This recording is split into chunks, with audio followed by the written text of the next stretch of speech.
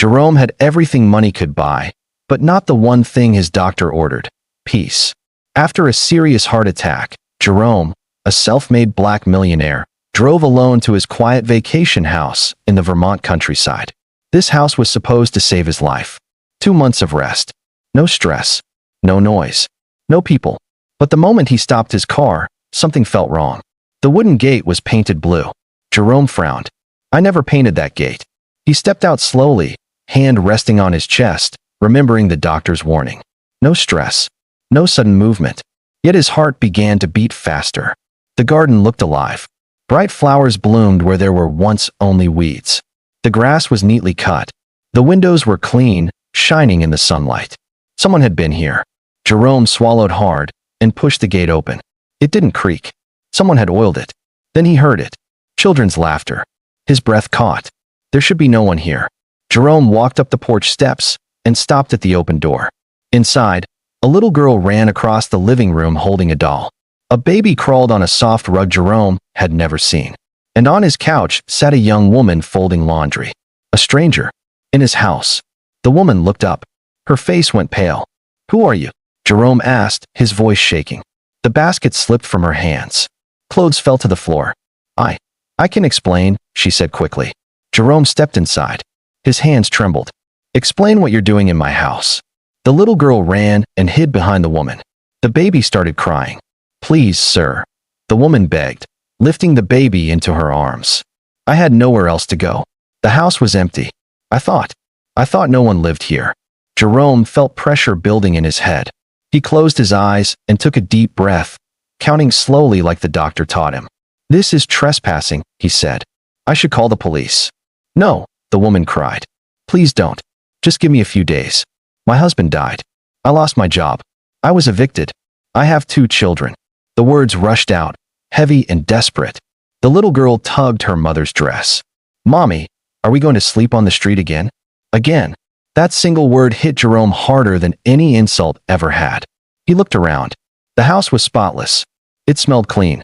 Fresh flowers stood on the table. Through the window, he saw a small vegetable garden growing in soil he once believed was useless. After a long silence, Jerome spoke. 10 days, he said. "You get 10 days. The woman gasped in relief. "Thank you. Thank you so much. But I'm staying here too," Jerome added. "This is my house." She nodded quickly. "Of course. I understand." "I'm Jerome," he said. "I'm Lily," she replied softly. "And these are Destiny and Isaiah." An awkward silence filled the room. Jerome didn't know what to do next. This was not how his recovery was supposed to begin. Just then, his phone rang. "Jerome," his doctor said. "Did you reach the house? Remember, no stress." Jerome looked at Lily holding her crying baby, at Destiny clinging to her mother. "There's a problem," Jerome said quietly. "What kind of problem?" "There are people living in my house." A pause. "You're calling the police?" the doctor said. Jerome hesitated. "No," he replied. "I gave them time." "How much time?" 10 days. The doctor sighed. "You need peace, Jerome." "I know," Jerome said, staring at the strangers who were slowly turning his silent house into something else. "But it's already too late for that." After the call ended, the front door suddenly opened. "Lily, I brought the tomatoes." An old man stepped inside and froze when he saw Jerome. "Well, I'll be," he laughed. "You must be Jerome. Lily talks about you all the time." Jerome blinked. "Talks about him?" The old man winked. "Nice family you got here." Jerome opened his mouth to speak. No words came out. And without knowing it, Jerome had just stepped into a story that would change his life forever. Jerome stood in the living room long after the old man left. The house felt smaller now, warmer, louder, and strangely alive. This wasn't part of the plan, Jerome muttered to himself. Lily moved quietly, trying not to disturb him. She guided Destiny to the back room and laid Isaiah down for a nap.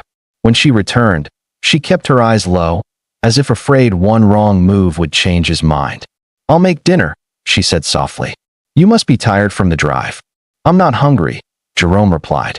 But a few minutes later, the smell of home-cooked food filled the house. His stomach betrayed him with a low growl.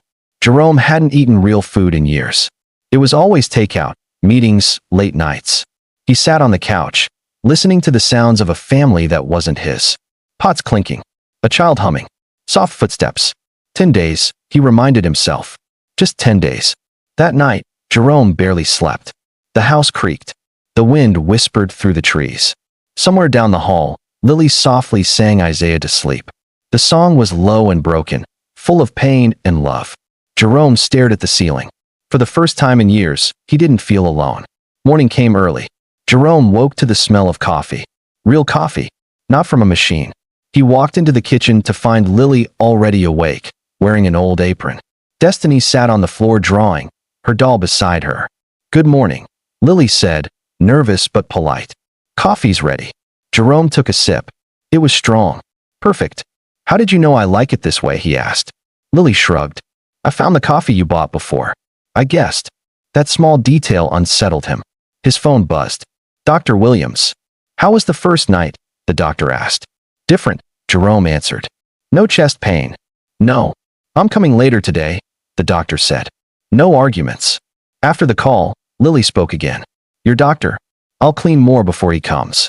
"You don't have to," Jerome said. "I want to," she replied firmly.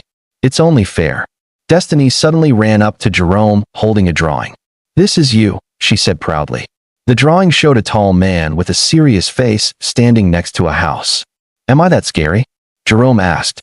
Destiny nodded. "You were yesterday." Lily quickly apologized, embarrassed. Jerome surprised himself by smiling. "It's okay." Later, Jerome stepped outside. The backyard looked nothing like before. There were vegetables growing, flowers blooming, even a few chickens walking around. "You did all this?" Jerome asked when Lily joined him. "Yes," she said. "I needed food. And something to keep the kids busy." An old voice came from the fence. "She's a hard worker." It was Mr. Thompson, the village store owner. "She showed up in winter," he continued. "Cold, hungry but proud. Wouldn't take charity." Jerome looked at Lily differently now. That afternoon, Dr. Williams arrived. He checked Jerome carefully. "Your heart is stable," he said. "But your lifestyle wasn't." He glanced around the house. "This place looks lived in." Jerome hesitated. "There's a family staying here, temporarily." The doctor smiled knowingly. "Loneliness is bad for the heart too." After he left, Destiny asked Jerome to play. He refused at first, then gave in. He lost. Badly. That night, Jerome found Lily at the kitchen table staring at papers. Numbers.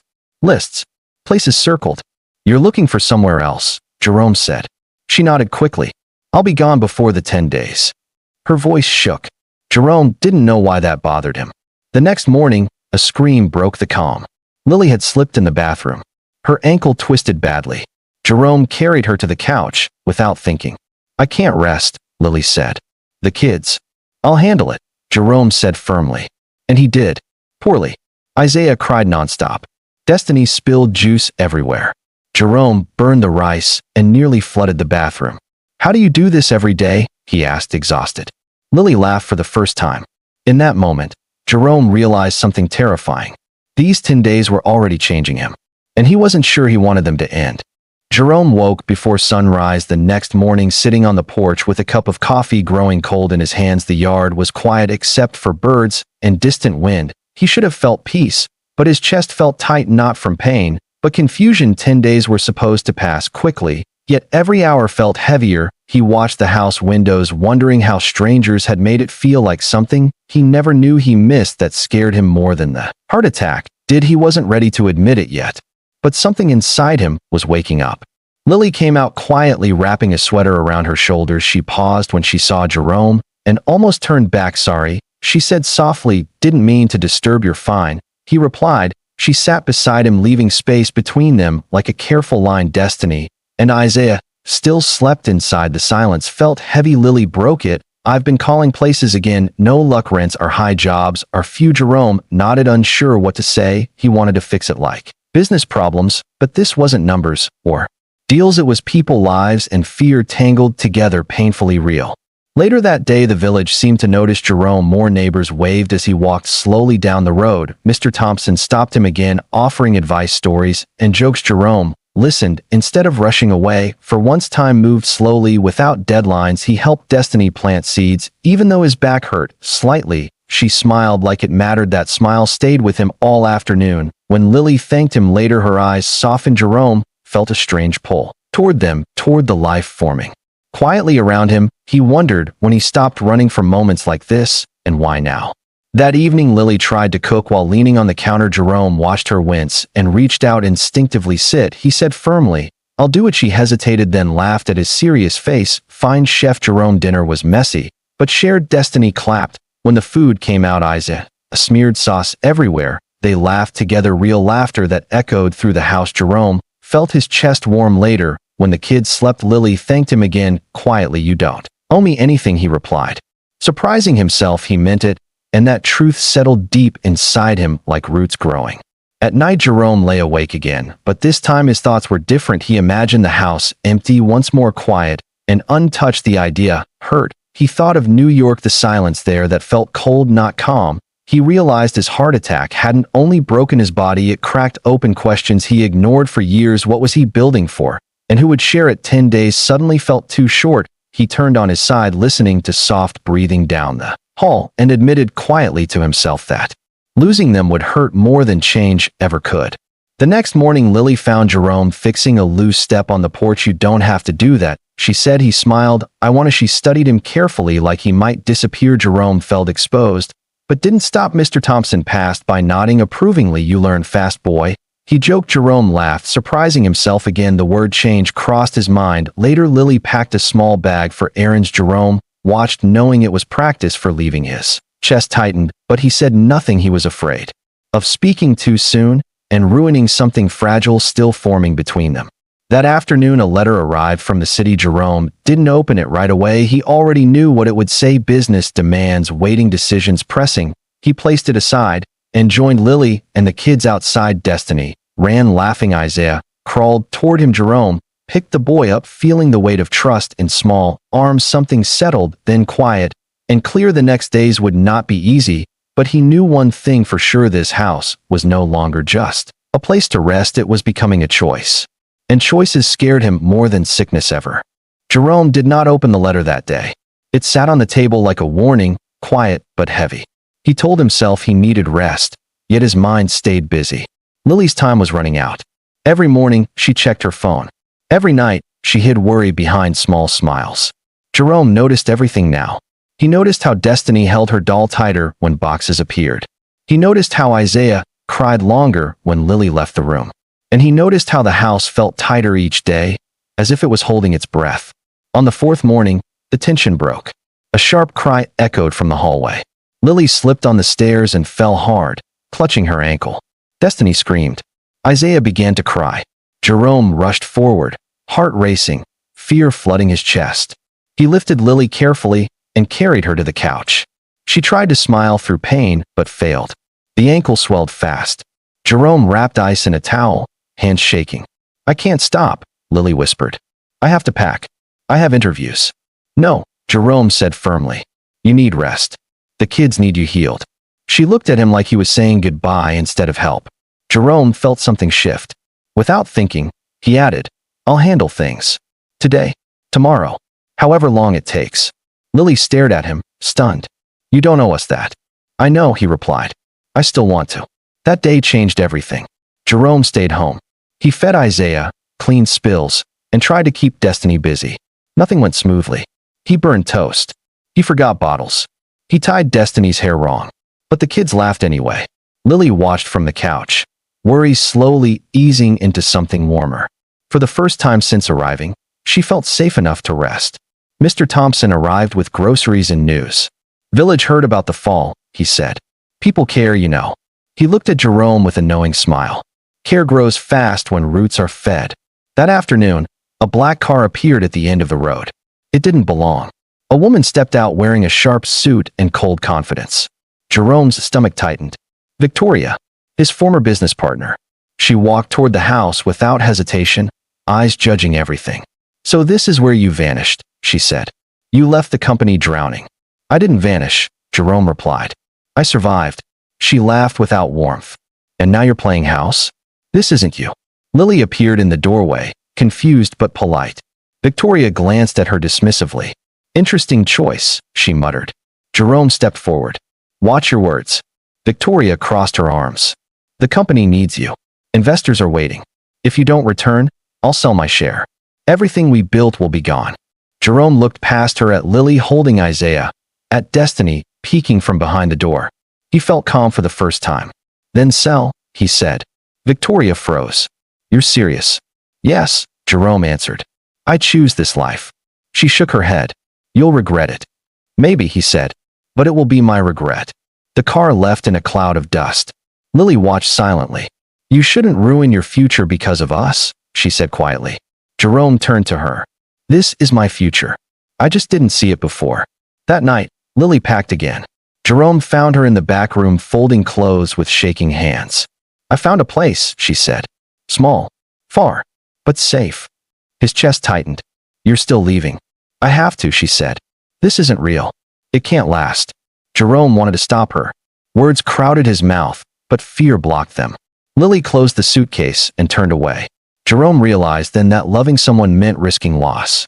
And he was running out of time. Outside, the wind picked up, bending trees and rattling windows. Jerome stepped onto the porch alone, breathing slowly. He thought about choice and fear, about staying and letting go. The house behind him glowed with light and memory. He understood now that comfort without love was empty. Tomorrow would decide everything. 10 days were nearly gone, and his heart, once broken, was no longer hiding. Hope whispered softly, asking him to be brave before silence returned forever that night now. Jerome did not sleep that night. The wind grew stronger and rain hit the roof in soft, steady taps. He sat at the kitchen table staring at the closed suitcase by the door. Lily had packed everything neatly like she always did. Even leaving the house felt organized. Destiny slept holding her doll. Isaiah breathed softly from the crib. Jerome felt the weight of an ending pressing down on him. He realized something simple and painful. He had waited his whole life to avoid risk and still almost died.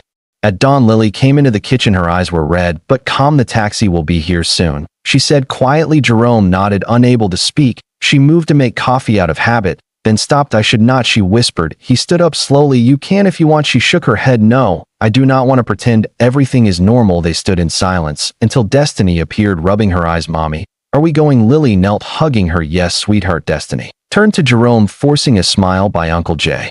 Jerome felt something break inside.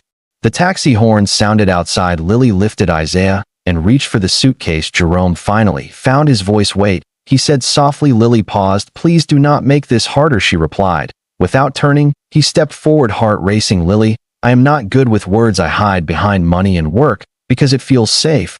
But when you came here, you brought life into this house and into me. He swallowed hard. I cannot promise perfect. I cannot promise forever. But I can promise choice. I choose you today and I want to choose you tomorrow too.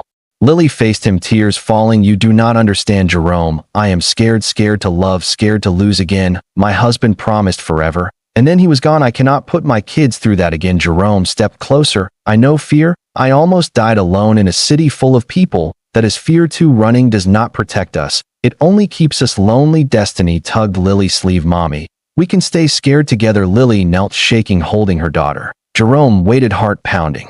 Suddenly, Destiny began coughing deep and sharp. Lily panicked. Destiny, honey. Jerome touched the child's forehead, burning hot. Within minutes, her fever rose. Lily cried, helpless. Jerome called Dr. Williams. No answer. Mr. Thompson arrived, breathless. Roads blocked. Landslide last night, he said. Hospital too far. Panic filled the house. Mrs. Patterson, the village midwife, arrived quickly. She examined Destiny. Pneumonia starting, she said. Needs antibiotics. We must lower fever now. The night turned into a battle. Jerome and Lily worked together. Cold cloths, prayers, whispered, tears falling. Destiny drifted in and out, calling for her father. Lily broke down, holding her. I cannot lose her. Jerome held them both, gripping hope like breath. At 4 in the morning, the fever finally dropped. Destiny slept peacefully, breathing steady. Lily collapsed against Jerome, sobbing. She is alive, she whispered. Jerome nodded, eyes wet. We are all here.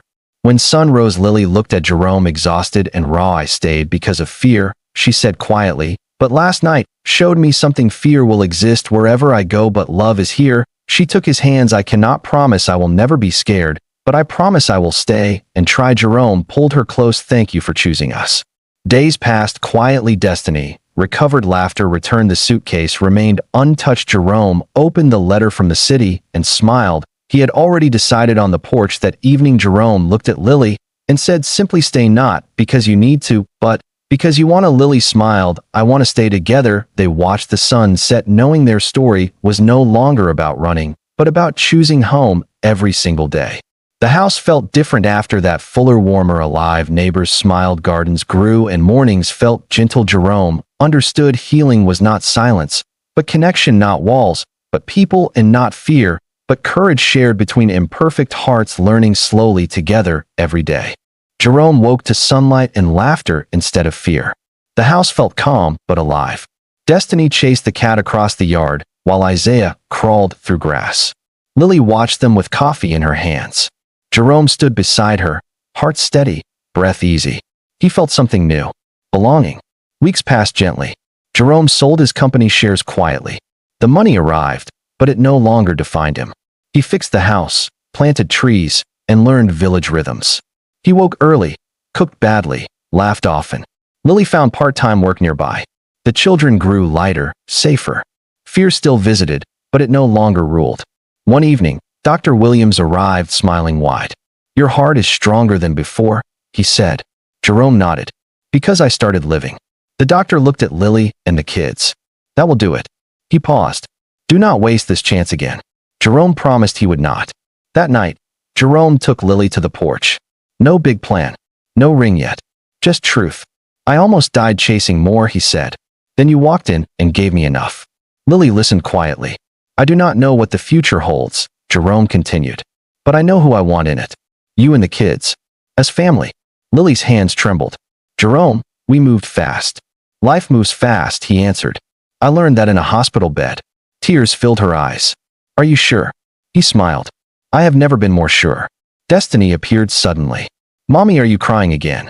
Lily laughed through tears. Happy tears. Destiny nodded wisely. "That is okay then." They married 3 months later in the village hall. No luxury. Just flowers, food, and laughter. Mr. Thompson cried openly. Dr. Williams clapped the loudest. Destiny dropped petals everywhere. Isaiah said his first clear word. "Dad." Jerome froze, then laughed and cried together. Life did not become perfect. Some nights fear returned. Bills came. Kids got sick. Arguments happened. But they faced everything together. Jerome learned love was not loud promises, but daily choices. Lily learned trust could grow again slowly, safely. 1 year later, Jerome stood in the garden holding a letter. It was an offer to return to the city. Bigger money. Bigger power. He folded it without anger and placed it in a drawer. Lily watched from the porch. "Decision made?" she asked. "Already did," he smiled. That evening, they sat at the table as rain tapped windows. Destiny did homework. Isaiah built towers. Lily rested a hand on her stomach. Jerome noticed her smile. He froze. Lily nodded softly. Another heartbeat joined ours. Jerome closed his eyes, overwhelmed. Not fear this time. Gratitude. Later, Jerome stood alone for a moment in the doorway. He remembered arriving angry, sick, empty. He remembered the blue gate and strange voices. He smiled. The house was never invaded. It was rescued. Jerome learned home is not walls or land. Home is where love finds you and asks you to stay brave. And this time, he stayed. The village changed him slowly, and he changed it back. Jerome helped repair roofs, taught kids math, and listened more than he spoke. Lily laughed easier now, her shoulders lighter. Destiny grew bold, calling the house hers without fear. Isaiah learned to walk between the garden rows. Seasons passed, and the blue gate stayed blue. Not as a mistake, but as a sign. Jerome finally understood rest was not escape. It was presence. Every morning, he chose coffee, conversation, and courage. Every night, he chose forgiveness, patience, and hope. Money still existed, but it served life now. When fear returned, they named it and faced it together. Jerome placed a hand on his heart often, not to check pain, but to feel life. He no longer asked what could happen in 10 days. He asked what love could build in a lifetime. And with Lily beside him, children laughing ahead, and roots growing deep beneath his feet, Jerome knew the answer was already living, breathing, and calling this place home forever.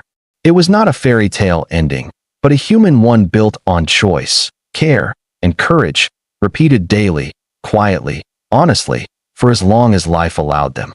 To keep choosing love.